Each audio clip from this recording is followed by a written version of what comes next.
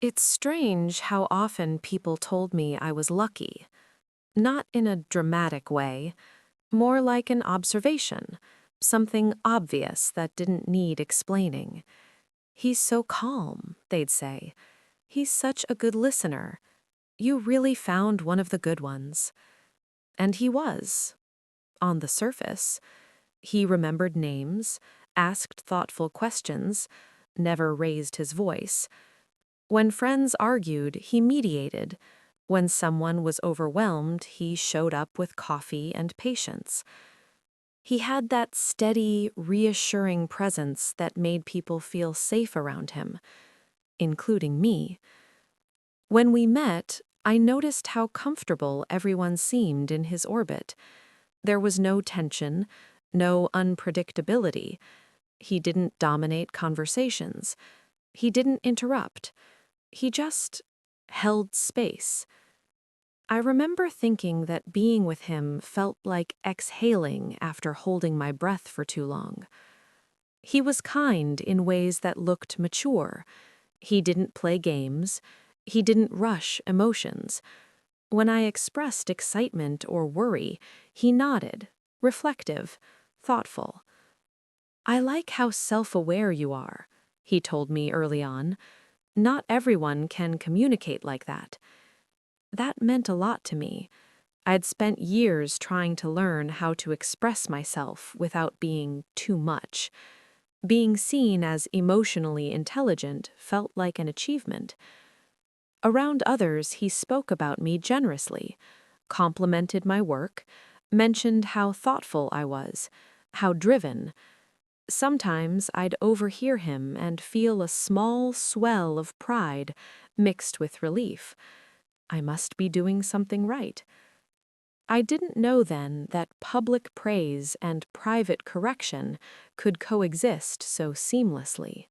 The first apology slipped out without much thought. We were talking about something small, plans that changed last minute. I felt disappointed, maybe a little hurt, and I said so carefully, trying not to sound accusatory. He listened, nodded, then said gently, "I get why you'd feel that way. I just worry you're taking this a bit personally." There was no edge to his voice, no dismissal, just concern. "Oh," I said. "I didn't mean to." "I know," he replied quickly. "I'm not saying you're wrong. I just want to help you see it from a healthier perspective." Healthier. That word stuck. I apologized for reacting. He smiled, relieved. "Thank you for being open to feedback," he said. Moments like that accumulated quietly. If I felt hurt, there was always a reasonable explanation for why I shouldn't. If something bothered me, he'd ask questions that slowly shifted the focus. "Do you think this connects to your anxiety? Could this be about past experiences? I'm just trying to help you not spiral." I started prefacing my feelings with disclaimers. "I might be overthinking this. This probably isn't a big deal. Tell me if I'm being irrational." He never called me irrational. He didn't have to. I learned to do it myself. Sometimes, after I shared something vulnerable, he'd go quiet. Not angry, just distant. Later, he'd explain, "I needed space to process. I didn't want to say the wrong thing." That sounded mature, responsible, so I waited and learned that my emotions came with a cost. Affection became conditional so gradually that I didn't notice the rules forming. When I was agreeable, things were easy. We laughed. He was warm, attentive, present. When I challenged something, asked for more time, more clarity, more reassurance, his energy shifted. He didn't withdraw completely, he just became instructional. "I think this is one of those moments where you could choose growth," he'd say. "Have you considered how this sounds from my side? I'm not upset, I'm just disappointed we're stuck here again." Again, as if it were a pattern I was failing to correct. He framed his distance as self-regulation. "I don't believe in reacting emotionally," he said once. "That's not healthy." So when he pulled away, I assumed I'd pushed too hard. When he stopped initiating affection, I told myself I needed to be calmer, more balanced, less reactive. Friends still praised him. He was patient, supportive, a rock. If I hinted at tension, they looked confused.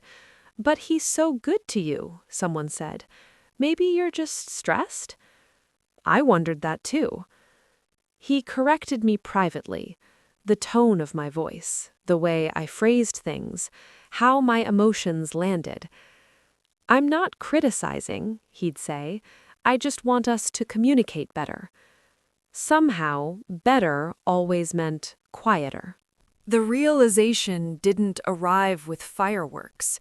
It came during an ordinary conversation, the kind we'd had dozens of times. I brought up something he'd said a few weeks earlier. Nothing dramatic, just a promise he hadn't followed through on. I wasn't angry, just confused. He frowned slightly. "I don't remember it that way." I explained again, more carefully. He listened, head tilted, then shook his head. "That's not what happened." I felt a familiar tightening in my chest. "I'm pretty sure it is." He sighed, not annoyed, just tired. "I think you might be misremembering. You do that sometimes when you're emotional." The words landed softly, almost kindly, but something in me snapped into focus. "I'm not emotional right now," I said. He paused, looked at me like I'd said something strange. "You sound defensive." And suddenly I heard myself from the outside, explaining, justifying, backtracking mid-sentence, watching him remain calm while I searched for the right phrasing to make my reality sound reasonable. "I feel like I'm always wrong," I said. He looked genuinely surprised. "I've never said that." "I know, but I feel it." There was a long silence. Then he said, "I'm worried about you. This level of insecurity isn't healthy." That was the moment. Not because he was cruel, but because he was consistent. Every concern routed back to me, my perception, my emotional state, my need to improve. I realized I'd been editing myself for so long that I didn't know what I actually thought anymore. Leaving felt wrong. Not dangerous, not dramatic, just disloyal. He didn't beg, he didn't accuse, he listened, nodded, asked thoughtful questions.